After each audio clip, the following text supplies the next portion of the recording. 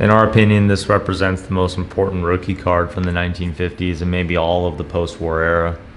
1951 Bowman Mickey Mantle, very attractive PSA 4.5. This card has a lot of things going for it. Most notably, the print and the focus are very nice, colorful and very clean throughout. We have very little wear to the periphery. The corners are quite a bit sharper than we would typically see for a 4.5. We have just a couple faint roller marks, fairly common for the issue. And from the back, it's clean, void of wax stains. There's just an extremely faint wrinkle going through this corner that we'll try to depict.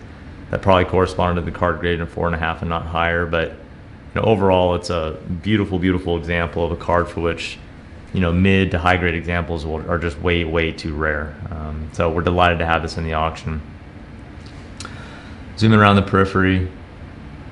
Again, the corners appear almost of an X-mint nature. They're very square, minimal wear to the extreme tips.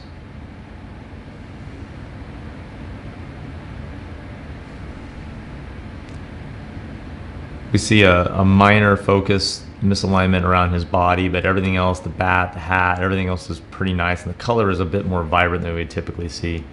It's got a redness and a pop to it that is a little bit better than some other examples. From the back, again, cardstock looks awfully nice for the grade assigned. Just little bits of wear.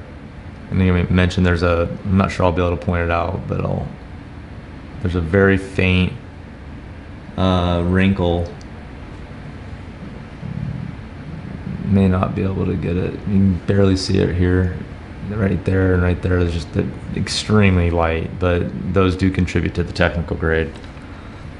So all told, just a beautiful, eye-popping example of a card which needs very little introduction. If you're in the market for the best of the best from an investment perspective post-war, this one checks the boxes, and we're delighted to have it in the auction.